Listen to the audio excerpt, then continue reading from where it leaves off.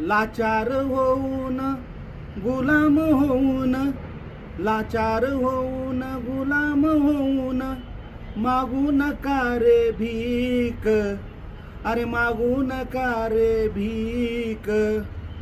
जय भीम सर्वांना.